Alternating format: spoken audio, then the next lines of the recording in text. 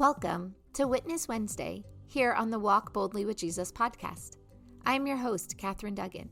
However, each Wednesday, I will have a guest give their witness of how God is working in their lives. Hearing how God is working in other people's lives shows us how deeply He cares for each one of us individually. Listening to these experiences will help your faith grow. I am so blessed to be able to share these with you. Let's get started. Today's witness is from a news clip I saw on YouTube. It was a segment that aired on CBN. This witness is about a man who got a diagnosis that seemed like it was a life sentence. The doctors said there was nothing they could do to help this man. The family knew even if doctors couldn't do anything, God could. When you listen to this witness, I hope you don't treat it like a nice story. I pray that you hear it and recognize the power of God working in this story, and that you know in your heart that God can do the same in your impossible story. When you're going to the doctor and you hear nothing encouraging, that's when your faith is going to have to stand. In November 2020, Gerilyn Baker's husband, David, started having constant nosebleeds. Doctors removed a polyp from his sinus cavity, and soon after, things got worse. When his face began to swell, his wife thought he had an infection and told him they needed to contact the doctor quickly. The results of a CT scan shocked the family. David's brother-in-law, Chuck Denny, was there. They told him he had stage 4 nasal cavity melanoma. The options they gave him?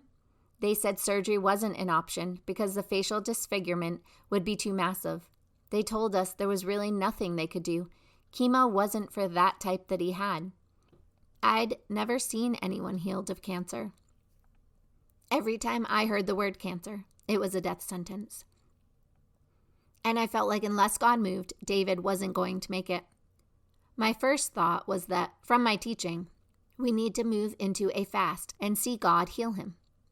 David's face rapidly swelled to the point where he couldn't hear or see out of his right eye. Pastor Mark Gilbert remembers the many prayers from multiple church locations and beyond. Both church families were praying for David, and there were a multitude of other people. It wasn't just our churches. David used to be a pastor himself, so there are a lot of people that he knows that were praying for him in different areas of the country, just believing God for a turnaround in his life. Several times a day, we would pray together. And there were times when you felt like you were just lost for words. You felt like you were only repeating yourself because you were worn out. He was worn down from sickness. His condition just kept getting worse. But the prayers at that point, we just didn't see much. There was swelling inside of the mouth as fast as it was outside, and he could hardly eat. It was just terrible, and we knew that we were facing a horrible storm in life. On Easter morning, Dr. Tom Renfro and his wife Sid were visiting their church at a special prayer service. Remembering her husband's own miracle healing from cancer, Sid was moved with compassion to pray for David. When I prayed for David, I don't usually touch people's head. I normally touch their shoulder, but I did touch his face because I wanted to be very specific and very direct. The wife remembers standing there, and she thought it was going to come off in her hand because she could feel such a presence of God's Spirit. Sid prayed a prayer that her dad had prayed. By this time tomorrow, this side of your face will look like that side of your face, because that prayer had worked for her dad. The day after Easter, something amazing happened. He looked at his wife and said, "I see a change in my face." She said, "I do too, but I was afraid to say anything." So they decided to go eat with their family again. They said, "We'll just see what they have to say." And they all saw him, and they said that the thing's shrinking. And it was just a matter of days, and it was gone. David's tumor vanished, and doctors later confirmed he is now cancer-free. The Bakers are forever grateful to God for answering their prayers. The wife said, "There are many people who have a diagnosis like David's, and I feel like they saw death. Maybe they prepared for death. But I'd say, don't give up. I'd say take his word into your spirit, and I'd say believe it with everything you've got, because that's what we've done."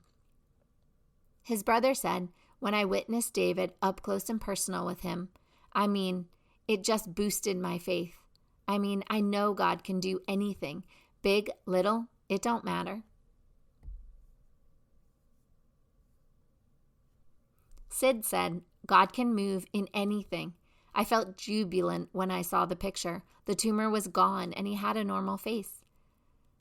The pastor said, when I see David now, I think about the benevolence of God, the mercy of God, and the mercy of God, that God in this state of David's life, in his older years, that God has proven his faithfulness to him.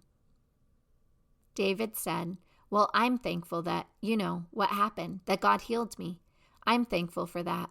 I've never doubted that God was capable. I've never doubted what God was capable of doing. I've always believed that he's the healer, that he can heal cancer. He can heal heart attacks. He can heal anything that's affected man. He can take care of it if we'll just believe him and walk in his word and not let in doubt and unbelief, because that stops the hand of God. But I'm very thankful. Thank you to David, his family, and everyone else who is sharing their story about the miracles in their lives. We need to hear these miracles to be reminded that nothing is too great for God.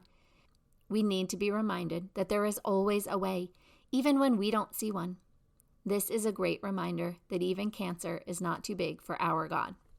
I'll put a link for the news clip on YouTube in the show notes, so if you want to watch it and hear them tell their story with their own words, and also to see what the tumor looked like and what it looked like after it was healed, you can do that.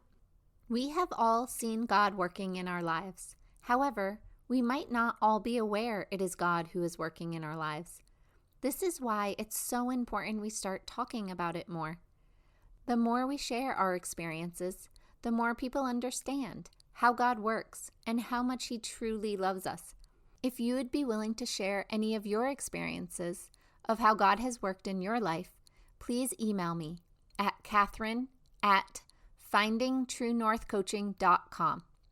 CATHERINE at findingtruenorthcoaching.com.